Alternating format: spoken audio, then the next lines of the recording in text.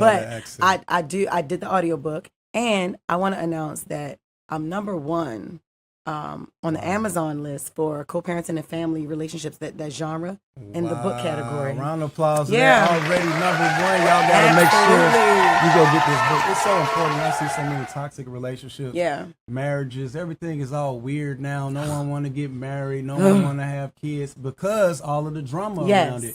But if we really start to understand each other and learn, then I think that more people will start back getting married. Absolutely. Things, I bring so many people on here and they say they don't believe in that. I know. That's the biggest takeaway I see from your show. I'm like, damn, people act like marriage is like a sickness. Like I remember I interviewed Hitmaker and I asked if he believed in marriage and he said, I saw that, but what did he say? Go ahead, say it. Well, he was like, yes, everything except for the paperwork, but he didn't really want to lock it down. What are your views on that?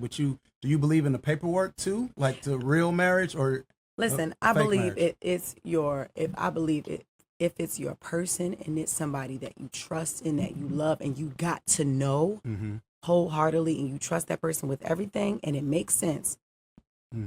Paperwork, I want it all. Like my husband and I'm signing whatever you want to do, husband. If you don't want to do the paperwork, we ain't got whatever works for you, do it. Right. But you gotta be able to understand marriage because it's you choosing the same person every day.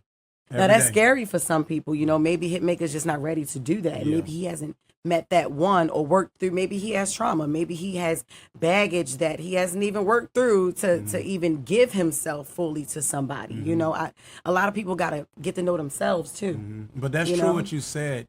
Y'all listen to that. She said you got to choose them every day. So every day. That's how you make a relationship last, is actually choosing that person every day. Because some days it's going to be hard to choose them. When y'all get into an argument, try to fix it like within the first hour, like right away. If you take days, it stacks up and it piles up. And then another thing, if it takes days, then that's a sign of pride because it's like, damn. You can't come to me, I can't come to you. We gonna see who can go the longest without speaking to each other. No, that shit I did when I had boyfriends back then who I didn't care about, things like that. But I wake up and I choose Christopher Tolliver every day. He wakes up and he chooses Jessica Robin Moore Tolliver every day. And this is the first relationship, I'm telling you, that I've been in, I promise you, I'm not lying, where when we have our arguments, I still feel like he loves me. I still feel like you feel secure. You know what I'm saying? I didn't feel that way. Right. And then even on myself, I'm gonna take accountability too. When I would beef with guys, I would hit so hard, like with my words, I can break a nigga down, make him feel. You look like you know how to make someone. You know what I'm saying? Like, you know what I mean? And take I would that do pride that away from them. But it's like, why? If you love this person, why would you do that? Why would you put the dagger in their heart like that? Why would you do that? But I was just trying to win the argument. I was hurt. I had to do some self-healing. You know what I mean? Dealing with things that I didn't even know that I was dealing with. But you had trauma. You had to definitely. And I'm in. Nobody is walking around fully healed. Somebody tell you that they lying because while they're healing one thing, life is still lifing and other things are happening. Right. Every day you heal. Every day, but as long as you are doing the work, you can get through it. And was it relationship trauma you had? Like it was definitely yes, and it all stemmed from my son's father. You know what I'm saying? Yeah, and then just other things, the manipulation, and then now that we have words like narcissism, now I can identify exactly what it was. Because he didn't know what it was either. We both trying to live our lives and grow up and figure out each other, but that's what made me who I am today. That's what shaped who I am today, and I wouldn't regret a step in my journey. I wouldn't, because that's how I ended up married, happy, independent, businesswoman. And I'm much wiser than I was before. Hey, but round of applause to that, man. Just hilarious. Thank you. Honestly, you turn into like a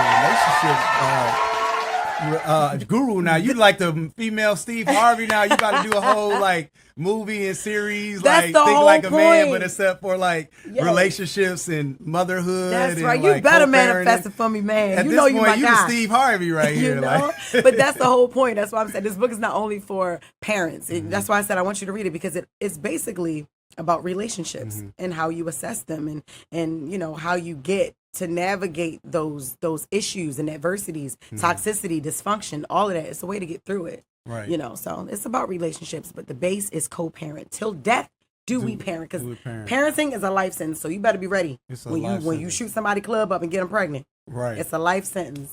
Well, I'm getting the book. A couple more questions I want to ask you. How is it working with Lauren LaRosa now? Shout out to her. I love her. So how is it working with her now? Love her. Because I know, at the beginning there was a situation. Absolutely. So how are things now? Things are great, and then like I said back then, my anger was misplaced. I was never supposed to be upset with her. Now, I definitely felt some type of way, for sure. Right, yeah. And my feelings were valid. You know what I mean? I didn't like how things went down, but being mad at the wrong person happens often when there's nobody who steps up and take the blame. Right. When everybody wants to be quiet about situations, and then you start to overthink, and then you start to,